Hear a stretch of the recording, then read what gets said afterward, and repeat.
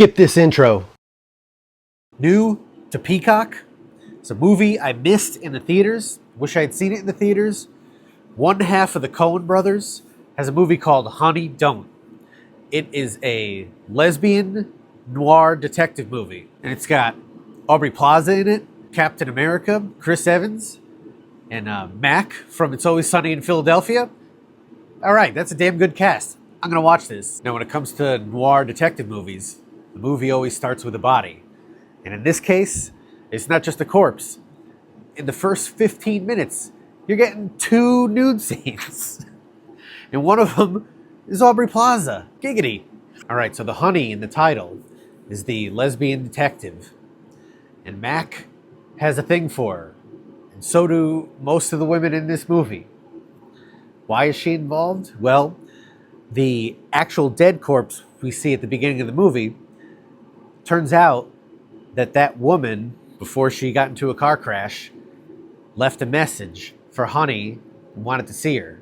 So now her curiosity's piqued, and she thinks that maybe this car crash wasn't just a normal car crash. And in typical Coen brothers fashion, this movie is filled with like weirdo characters. You've got Captain America playing this hornball preacher character. You've got Charlie Day as the kind of hopelessly in love with a lesbian detective cop, and he's always harassing her because he just won't take no for an answer. You've got this mysterious French drug kingpin lady. You've got the dumb goons. It's there's a lot of Lebowski in this. It's all very like Raising Arizona-esque. But trigger warning for some out there, the political leanings in this movie are pretty obvious and they're leaning way to the left. So if that's not your kind of thing, you're probably not going to want to see this. Now, I don't know exactly why the Coen brothers stopped making movies together and they branched off to do their own things. But this stuff is heavily flavored with like the characters and storylines of Coen's past. So you're not going to be, if you like Coen brothers movies before, you're not going to be disappointed by one of the brothers going off and doing their own thing. So sex, money, and murder is the name of the game. And in the end, I'm not going to give you any spoiler, when you find out who did it and who did what and why, it kind of got wrapped up a little too quickly in my mind. I was a little bit confused. Was I entertained? Yes. So I think if you already have a penchant for liking Coen brothers movies, you got 90 minutes and you're looking for a little like light murder mystery fun fare with a bunch of nudity thrown in, a couple laughs. If you can skate by some of the political bullshit, then you're going to enjoy it. It's on Peacock. Check it out. So there's this ancient Chinese belief that there's a realm that liars and cheats and addicts go to, where their mouths are huge and their throats are very thin. So you see that like no matter how much they can consume, it's never enough. And in the Netflix movie Ballad of a Small Player, I questioned whether or not they're already in that place. Colin Farrell, he's a guy on a roll right now. Did you guys see The Penguin? It's fucking fantastic in that.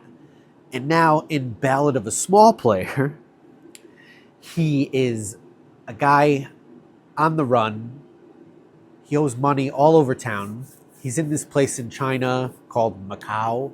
It's kind of like their Vegas. And he's a degenerate. Oh, he's taken on this persona of Lord Doyle. But when we see him, we know right away he's full of shit. Gambling is a drug. And this is a drug movie. You will see the similarities right away, at least I did, between movies like Trainspotting or Requiem for a Dream, all those like classic addicted to drugs movies. This is a movie about an addict, and gambling is his drug. And in this movie, they pepper in a lot of symbolism, a lot of ghost elements, even though I don't want to call it a supernatural movie, but the supernatural element kind of like hangs, it lingers in the atmosphere. And the movie is gorgeously shot. They did, I don't know who the cinematographer was in this, but some of the shots I had to rewind to look at. I was just like, that is nice. I see what you did there. And also, the sound design is rather clever in this movie. There's points in the movie where you'll see the Lord Doyle character kind of forget what he's supposed to be doing in this moment. He's getting distracted by the gambling, the winning or the losing or whatever. And they'll use these auditory tricks that you're wondering if it is like something only he's hearing, or is it something that's going on in the room? That's kind of like the supernatural element I'm talking about. There's these little visual and audio tricks that if you're paying attention, you'll appreciate.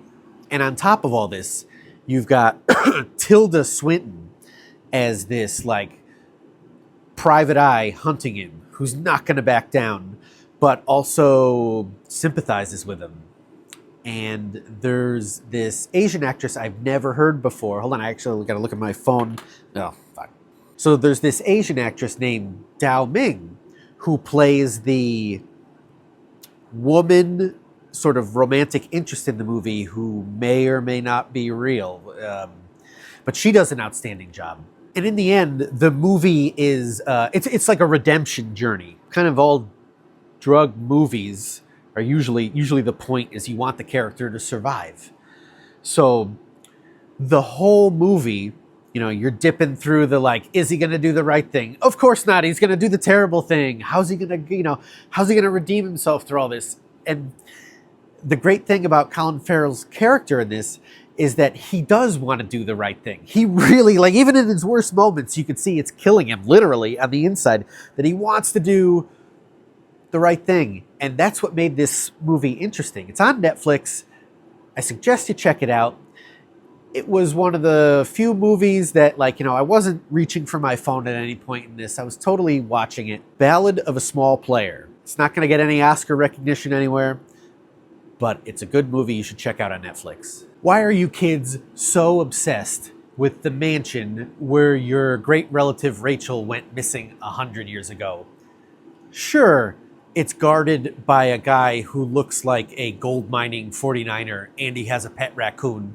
And sure, there are rumors of hidden gold in there. Why won't you kids stay away from that mansion? Well, I wouldn't either. And that's how we start in Mystery Mansion. I don't know how I had never heard of this forgotten 80s kids movie. So thank you to the Goodwill gods for blessing me for $1 with Mystery Mansion. So yeah, it's 1889, and Rachel lives in the said mansion with her parents, when all of a sudden a group of, like a gang shows up, kills her parents. She goes missing. Cut to the mid-1980s. Her great-great-great-grandniece, whatever, Susan, and she's having nightmares about whatever happened in the past. So yeah, what better thing to do than to round up all your friends and go check out the actual place? And yeah, I shit you not, the mansion is kind of loosely guarded by a guy who looks like a gold miner from the 1800s. I want you to think in your mind what that character would look like. You're right. I want you to think about what that old man would sound like, and then you're right. And tackle on top of that, he also has a pet raccoon, which he trains to race. I don't know where raccoon races are, but he's training them. And you know what? They were like, not enough pets. They also give him a talking parrot. And the talking parrot is going to squawk about where this gold might be hidden. So then, like, where's the trouble in this movie, right? Okay. Simultaneously, while all that is going on with the kids, 2 convicts escape from jail. And of course, what do the convicts do? You'd think if you just busted out of jail, you want to get as far out of town as possible. Nope, not these guys. They're going to go also looking for that gold that they overheard the kids talking about. One of the convicts is like, he's massive. And they intentionally seem to put him in a bright street cone orange sweater that is about 2 sizes too small for him. Not exactly people who are on the lam trying to hide. So yeah, they spend the entire movie finding ways to stalk these kids with the hopes of getting a maybe treasure map to maybe find some hidden gold. I gotta say, I was like highly amused by this movie. It's not stylish. It's very dated. It has like a corny early 80s wholesomeness to it. It kind of reminded me of those old Disney Channel movies before they got all like corny and wacky and about sports in the 90s. It kind of reminds me of those movies they used to crank out. It's not going to blow your mind. It's not going to blow you away. But there is, in my mind, always a place for these forgotten movies of yesteryear, which like you might have to look around on the internet to find this movie. I don't know where it's at. Maybe if you're like me, if you still have a VCR and you happen to be at a Goodwill, scan the shelves. See if you could find Mystery Mansion. Because a lot like the hidden gold in the story, there's a little bit of hidden gold in this too. So we looked. It's not really streaming anywhere.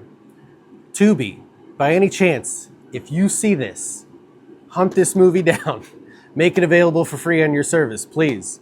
Or if somebody like Vinegar Syndrome is out there watching this, find the rights to Mystery Mansion and release it. Give us the awesome Blu-ray that it deserves.